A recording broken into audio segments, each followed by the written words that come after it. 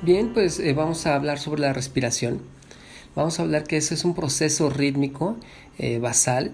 Cuando estamos en reposo, pues los procesos en este aspecto se mantienen rítmicos. No hay algo que altere en un momento dado, por decirlo así, este proceso basal. Sin embargo, esta respiración o este proceso es modificable. Hay diferentes factores o diferentes circunstancias que van a influir precisamente en el ritmo de la respiración. Hay factores externos, hay factores endógenos y también hay factores de la actividad voluntaria. Es decir, existen diferentes procesos, y en este caso si hablamos de factores externos que influyen para que se reflejen alteraciones o cambios en la respiración. Hay factores también endógenos propios del metabolismo del organismo que influyen precisamente en la modificación de la respiración. Y también con respecto a la actividad voluntaria, son procesos que nosotros hacemos conscientes.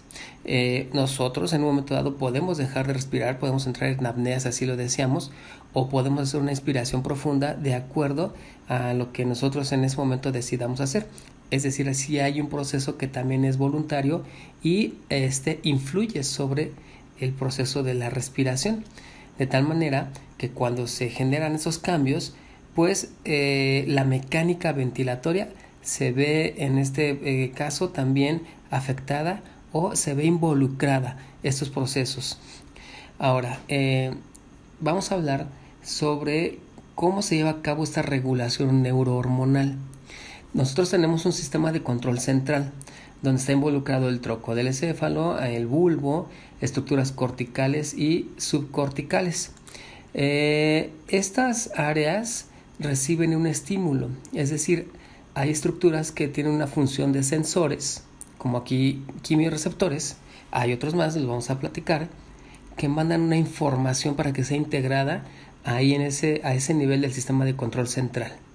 Ese sistema recoge o recopila toda esa información y tiene una respuesta para poder entonces dar soporte a lo que requiere en este caso el cuerpo, y lo va a hacer a través de sus órganos efectores, como por ejemplo los músculos respiratorios, que ya vimos que hay músculos respiratorios para la inspiración, para la expiración, y también hay músculos u órganos que van a responder a nivel de las vías aéreas superiores. ¿Esto en qué va a influir? Pues va a influir en la frecuencia respiratoria y en el volumen corriente. El volumen que en la charla pasada, en el video pasado, hablamos de él, que se refiere a la cantidad de aire que entra y sale cuando estamos en reposo, es decir, no forzado, y es el volumen corriente. Recordemos que es de medio litro aproximadamente. Bueno, pues ahí va a haber entonces efectos. Esto quiere decir que de los factores que hablamos anteriormente, como los externos, por ejemplo, influye directamente sobre el sistema de control central y también sobre sensores o quimiorreceptores. Esos factores externos pueden ser, por ejemplo, pues cambios de temperatura, es decir, cambios físicos en este caso, o también puede ser factores químicos, por decirlo en un momento dado, cuando inhalamos partículas de cualquier sustancia o microorganismos que pueden tener un efecto a nivel precisamente bronquial. Entonces todos esos procesos son factores externos, y asimismo también factores que tienen que ver con las emociones, porque en este sistema, ahorita lo vamos a ver más adelante en la área central, pues está muy involucrada la área límbica. Entonces todas las emociones también influyen precisamente en la mecánica ventilatoria. Los factores endógenos, lo que son funciones orgánicas, parte del metabolismo del cuerpo, tiene un efecto también sobre la frecuencia respiratoria y el volumen corriente. Y la actividad voluntaria, como comentaba, pues también tiene un efecto cuando nosotros decidimos, por ejemplo, entrar en periodo de apnea. Darles un ejemplo es, se meten a la alberca, se echan un clavado, entran a la alberca, y pues tienen que mantener un proceso o un tiempo de apnea en el cual no pueden inhalar debajo del agua. Entonces son procesos voluntarios que también tienen influencia en la frecuencia respiratoria y en el volumen corriente, de tal manera que entonces la imagen que ustedes están viendo ahorita en pantalla nos habla del volumen minuto. ¿Qué quiere decir con esto?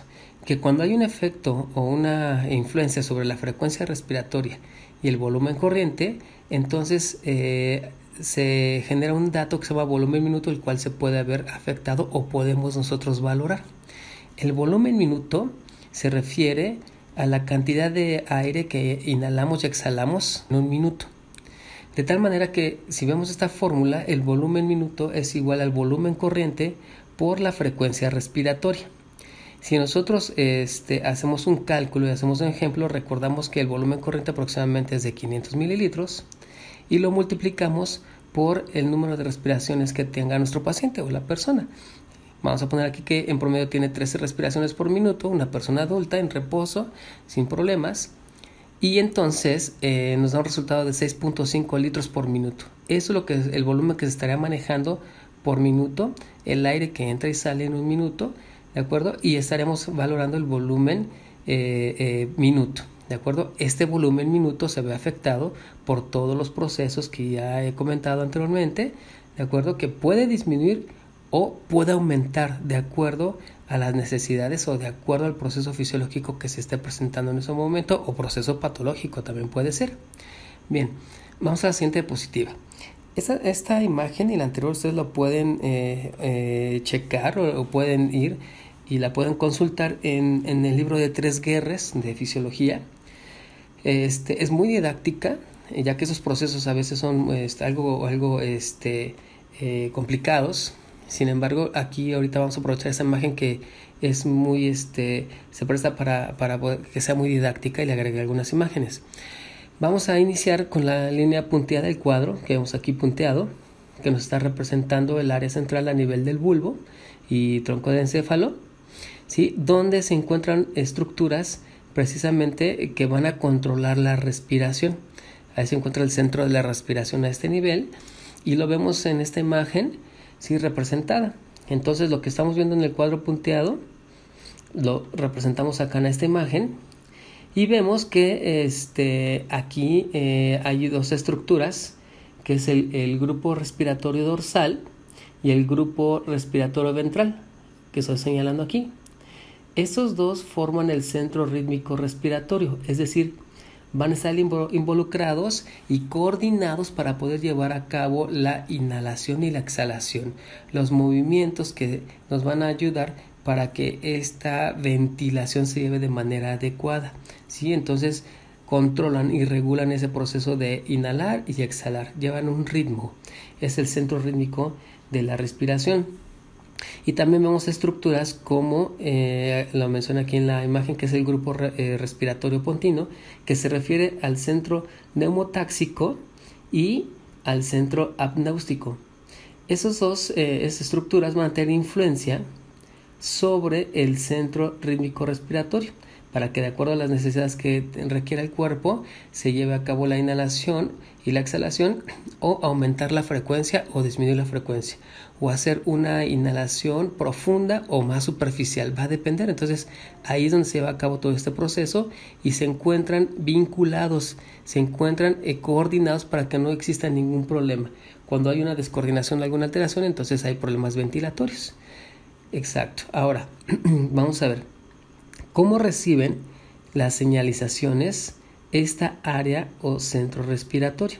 Lo va a hacer a través de diferentes estructuras, como habíamos visto en la diapositiva anterior, y vamos a hablar de receptores que hay a nivel de las vías aéreas superiores. Entonces estos receptores van a detectar ciertas sustancias, por ejemplo, ciertos organismos, ciertos microorganismos, algo que esté estimulando estos receptores, y lo van a hacer a través de las ramas sensitivas del par craneal 5 y el 9. Y van a llevar esta aferencia, esta señalización a este centro. También tenemos aquí el cuerpo carotidio. Los cuerpos carotidios y el cuerpo aórtico o los cuerpos aórticos son quimiorreceptores periféricos. Son los que se consideran por excelencia como quimiorreceptores periféricos. Estos quimiorreceptores periféricos son sensibles a la presión de CO2, a dióxido de carbono y a la presión de oxígeno, así como de iones hidróneo. Es decir, están en contacto con el plasma. Como lo vemos aquí en la imagen, están los cuerpos aórticos y aquí están los cuerpos carotídeos. Están en el sistema circulatorio arterial y entonces detectan a través de estos procesos estos quimiorreceptores que son sensibles a la presión de CO2, a la presión de oxígeno y a los iones hidronio, detectan y mandan la señalización, ¿de acuerdo?, a través del paracraneal 11, ¿sí?, hacia los grupos respiratorios dorsales. Aquí están enviando su señalización. También tenemos receptores o quimiorreceptores centrales, que vamos a ver en la imagen que está de este lado, donde estos quimiorreceptores a nivel central, que están aquí mismo en el bulbo, son sensibles al dióxido de carbono, al iones hidronio y al ácido carbónico. Los iones hidronios son los que pasan o penetran la barrera hematoencefálica y son los que van a dar la señalización aquí a nivel intravascular, ¿sí? Pasa, detecta los quimiorreceptores esta cantidad de iones hidronio y entonces también manda su señalización al grupo respiratorio dorsal para que se pueda llevar la respuesta adecuada y mantener un equilibrio cuando están elevados estos factores. Ahora, también tenemos receptores pulmonares. Dentro de los receptores pulmonares encontramos que tenemos fibras J y C, son diferentes, se diferencian también por la ubicación donde se encuentran, pero por lo general están en el parénquima pulmonar a nivel de la circulación broncoalveolar. Y hay fibras de adaptación rápida. ¿Qué quiere decir? Que estas fibras lo que van a hacer es mandar su señalización a través del paracraneal 10, que es el domo gástrico, y pueden estos generar a través ya de una respuesta una broncoconstricción, una hipersecreción bronquial, una bradicardia o hipotensión arterial, ¿sí? Aquí hay una respuesta parasimpática.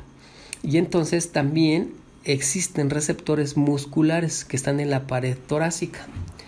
Estos receptores se llaman de adaptación lenta, que responden al grado de estiramiento de los músculos torácicos, es decir, existe un estiramiento, tienen la forma o la función como de un uso muscular, donde tienen un límite de estiramiento. Cuando llegan a este límite, entonces se echa a andar un reflejo que se llama el reflejo de Hering-Breuer, y este reflejo de Hering-Breuer es que tienen una capacidad máxima de elongación y entonces se activa y se contrae. No permiten que se lleve más a cabo más allá una distensión pulmonar, es una protección al pulmón. Entonces se contrae y ya viene la exhalación en este caso cuando estamos previamente inhalando. Y tiene una ruta a través del nervio frénico e intercostales hacia la médula espinal, y la médula espinal puede reaccionar y tener ahí mismo un reflejo a través del nervio frénico para que el diafragma y los músculos intercostales tengan un efecto o una contracción o una relajación. Y entonces también manda su información a través de la médula espinal al grupo respiratorio dorsal. Bien, recordemos aquí entonces que estos grupos que les estoy mencionando, que es el grupo respiratorio dorsal, tiene que ver con la inspiración, y el grupo respiratorio ventral tiene que ver con la expiración. Es un centro respiratorio dorsal o inspiratorio, o un grupo respiratorio ventral o expiratorio. Entonces están estos coordinados para poder llevar a cabo sus movimientos de acuerdo a lo que se esté solicitando, ¿de acuerdo? Y de acuerdo a lo que se esté señalizando a través de sus ramas aferentes de todo este sistema que les estoy platicando. Bien, ahora vamos a ver cómo responde en este caso el cuerpo a nivel central, a nivel de los quimiorreceptores tanto centrales como periféricos. Cuando existe un aumento de la presión de CO2 o de dióxido de carbono, esto genera que exista una disminución del pH, el pH se hace más ácido. Y entonces los quimiorreceptores centrales y periféricos van a mandar su estímulo al bulbo, y lo que va a hacer el bulbo es responder a través de estos mecanismos que les mencioné anteriormente, ya sea con aumento de la frecuencia cardíaca y con aumento de la frecuencia respiratoria. ¿Sí? Va a haber entonces una respuesta para poder mantener un equilibrio. Si el cuerpo tiene un exceso de CO2, ¿sí? Estaríamos entrando en un momento dado, si esto persiste, en una acidosis metabólica, y entonces el cuerpo lo que tiene que hacer a través del pulmón es eliminar este exceso de CO2 y entonces aumentaría nuestra frecuencia respiratoria, asimismo la frecuencia cardíaca. ¿Qué sucede cuando disminuye la presión de oxígeno? Pues este proceso es similar, ya que cuando existe una disminución de la presión de oxígeno, entonces también los quimiorreceptores detectan esta disminución, mandan la señalización al bulbo y entonces aumenta también la frecuencia respiratoria y aumenta la frecuencia cardíaca. Aumenta la frecuencia respiratoria precisamente para que la cantidad de oxígeno que pueda entrar al cuerpo a través de la hematosis pues sea elevado y podamos mantener este proceso o elevación de la presión de oxígeno, y está vinculado también con la eliminación del CO2 para mantener un equilibrio. Eso tiene mucho que ver también con el proceso de ácido-base. Aquí en esta imagen pues es lo que les estaba comentando. ¿Qué va a pasar a nivel respiratorio cuando hay una respuesta a la acidosis metabólica? Y entonces tendría que eliminar la cantidad excesiva de CO2 que se encuentra a nivel sanguíneo a través de la expiración, ¿sí? Lo tiene que eliminar, entonces aumenta su frecuencia respiratoria, y que al contrario, en la respuesta de la alcalosis tendría que disminuir su frecuencia respiratoria para que la cantidad de CO2 permanezca en mayor promedio dentro de la circulación sanguínea y no se elimine tanto, y con esto podamos entonces disminuir el pH y se mantiene un equilibrio. Entonces estaría haciendo estas dos funciones de acuerdo a las condiciones en que se encuentra el cuerpo en ese momento.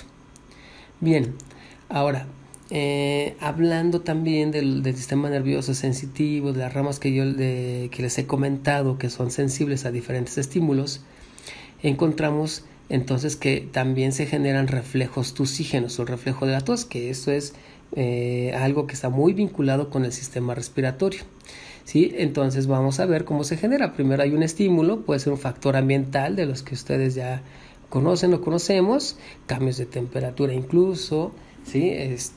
Si hay mucho frío, si hay mucho calor, si estamos en contacto con algunas sustancias, si las inhalamos, etcétera. Entonces viene el estímulo, ¿sí? a través de las vías aéreas, y hay una vía aferente, como les he comentado, una rama sensitiva del nervio glosofaringeo que va a integrar la información a nivel central. Y esa información pues obviamente se procesa y hay una respuesta. Hay una respuesta a través de la vía aferente. Y entonces se va a llevar el reflejo tusígeno que vamos a ver en la siguiente tabla, que es, primero, hay un proceso de aspiración o carga. Consiste precisamente en una inspiración profunda y esto genera un aumento de la presión intratorácica. Después viene un proceso de compresión, donde la expiración forzada se realiza, es decir, ya vamos a sacar el aire, lo que nosotros inhalamos lo vamos a sacar, pero la glotis está cerrada. Cuando la glotis se cierra, entonces la presión intratorácica empieza a aumentar, y normalmente puede aumentar desde 100 milímetros de mercurio hasta 250, o sea, se eleva considerablemente. Y después viene el proceso de expulsión, donde ya es la expiración brusca cuando se abre abruptamente la glotis y entonces sale y expulsamos a través del reflejo tusígeno pues la sustancia que está provocando esta reacción. Normalmente sale a una velocidad aproximadamente de 160 kilómetros por hora, o sea, sale a una velocidad considerable, o sea, no nos escapamos a esas gotitas de flujo, esas gotitas de saliva. Muy bien.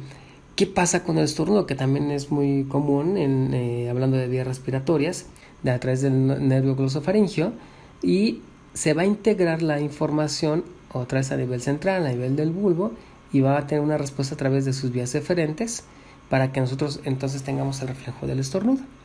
¿Y cómo va a ser? Pues también tiene los tres mecanismos muy parecidos a los de la tos, que es la aspiración o carga, que consiste, como les había comentado, en una inspiración profunda, aumenta la presión intratorácica, existe la compresión, es decir, ya viene la expiración forzada con la glotis cerrada, aumenta la presión intratorácica de 100 a 250 milímetros de mercurio, y después la glotis se abre abruptamente para que expulse ese contenido. Y la velocidad también es muy parecida, de aproximadamente 160 kilómetros por hora.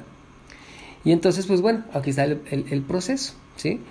Como existe una relajación primero del diafragma, Entonces, y después, ya que se generó la presión intratorácica elevada, se abre la glotis, aquí la epiglotis se abre, y entonces el diafragma se contrae y viene la expulsión, ¿no? Aquí como está inhalando, y después ya viene la exhalación y eliminación del contenido que teníamos en nuestras ramas respiratorias o vías respiratorias. Aquí puede ser un estornudo o puede ser la tos, cualquiera de los dos. Bueno, pues con esto concluimos con el módulo de fisiología respiratoria. Ante cualquier duda, pues estoy en contacto con ustedes. Que estén muy bien y saludos.